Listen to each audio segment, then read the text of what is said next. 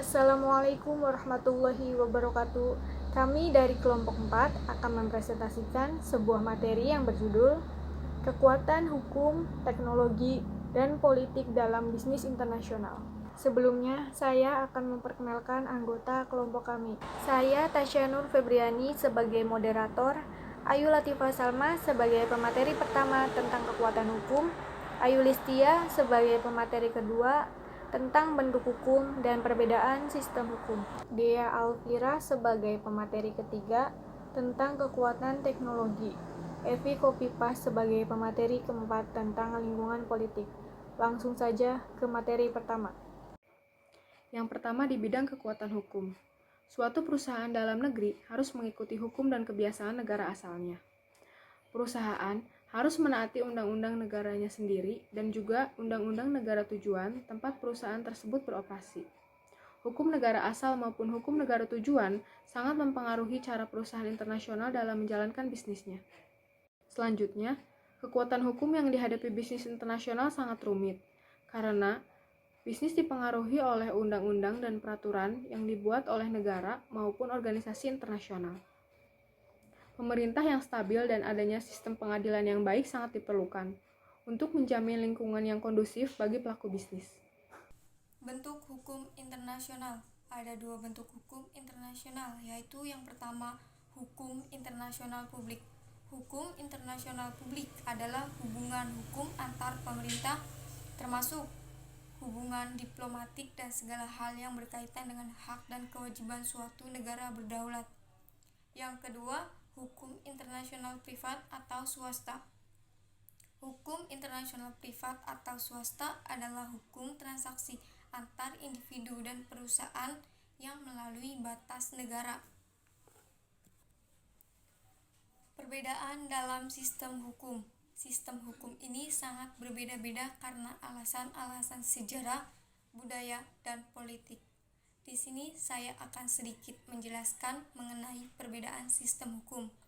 Yang pertama, ada sistem hukum Anglo-Saxon atau Common Law. Adalah fondasi sistem hukum di Inggris dan bekas koloni-koloninya, termasuk Amerika Serikat, Kanada, Australia, India, Selandia Baru, Barbados, Saint Kitts dan Nevis, serta Malaysia. Hukum ini didasarkan pada kebijakan kumulatif putusan-putusan para hakim tentang masing-masing perkara sepanjang sejarah. Hukum kontinental atau civil law. Hukum ini didasarkan pada suatu kodifikasi atau daftar lengkap tentang apa yang diperbolehkan dan apa yang tidak diperbolehkan. Salah satu perbedaan penting antara hukum Anglo-Saxon dan hukum kontinental tampak jelas dalam peran hakim dan pengacara. Hukum agama.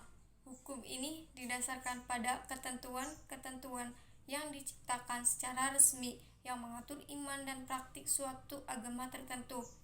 Suatu negara yang menerapkan hukum agama untuk tindakan perdata dan pidana disebut teokrasi. Hukum birokratis. Sistem hukum di negara-negara komunis dan kediktoran sering digambarkan sebagai hukum birokratis. Hukum birokratis adalah apa saja yang dikatakan pada birokrat tanpa mempedulikan hukum formal negara tersebut. Saya akan menjelaskan tentang kekuatan teknologi dan keunggulan teknologi bagi kekuatan teknologi. Pengertian dari teknologi yaitu, dalam bisnis, teknologi merupakan salah satu faktor untuk meraih keunggulan bersaing dalam perusahaan. Perubahan teknologi dapat menghasilkan inovasi dalam proses produksi dan pengembangan produk baru. Semakin tingginya tingkat persaingan antara perusahaan atau industri, membuat perusahaan harus melakukan inovasi agar mendapatkan posisi yang kuat di pasaran. Kemajuan teknologi dapat ditransfer melalui pembelajaran atau pelatihan terhadap cabang bisnis di negara lain. Transfer teknologi ada dua cara, yaitu melalui transfer internal dan melalui transfer eksternal. Keunggulan teknologi bagi bisnis internasional. Yang pertama, ada perusahaan menjadi kompetitif. Yang kedua, memberi kepercayaan kepada perusahaan untuk memasuki pasar internasional yang lebih luas. Yang ketiga, memperoleh syarat-syarat investasi luar negeri agar lebih baik. Di sini saya akan menjelaskan bagian dari materi tentang lingkungan politik. Lingkungan politik mengacu pada faktor-faktor di luar perusahaan yang berkaitan dengan pemerintah atau urusan publik suatu negara yang mempengaruhi perusahaan. Faktor politik dalam bisnis internasional ada beberapa macam. Yang pertama yaitu kekuatan ideologi. Dalam kekuatan ideologi ada 5 poin yang perlu diperhatikan. Poin pertama yaitu kapitalisme. Kapitalisme adalah sistem ekonomi di mana alat-alat produksi dan distribusi sebagian besar dimiliki dan dioperasikan oleh swasta untuk mencapai keuntungan pribadi. Poin kedua yaitu komunisme, di mana semua faktor produksi utama dikuasai oleh negara dan semua produksi serikat pekerja dikuasai oleh pemerintah. Poin ketiga yaitu sosialisme, di mana kepemilikan oleh masyarakat secara kolektif atas alat-alat produksi dan distribusi untuk dioperasikan. Poin keempat yaitu konservatif, dapat diartikan sebagai keinginan untuk meminimalkan kegiatan pemerintah dan memaksimalkan kegiatan swasta. Poin terakhir yaitu liberal, yang dapat diartikan sebagai suatu kelompok yang ingin mendorong partisipasi pemerintah secara lebih luas dalam ekonomi kepemimpinan dan pengaturan usaha. Yang kedua, nasionalisme, yaitu pengabdian kepada bangsa, kepentingan pribadi dan ekonomi serta tradisi dan budaya sendiri. Ketiga, privatisasi, yaitu pemindahan aset sektor publik ke sektor swasta. Keempat, kekerasan tradisional meliputi pada ras, budaya, suku, ideologi, dan agama. 5. Stabilitas pemerintah, yaitu pemerintah stabil jika dapat mempertahankan kekuasaan. 6.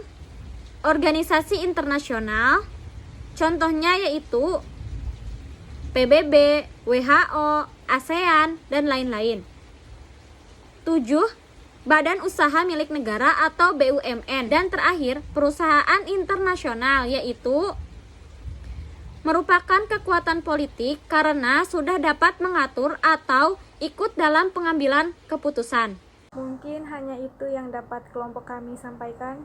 Kurang lebihnya mohon maaf. Semoga bermanfaat. Wabillahi taufiq wal hidayah. Wassalamualaikum warahmatullahi wabarakatuh.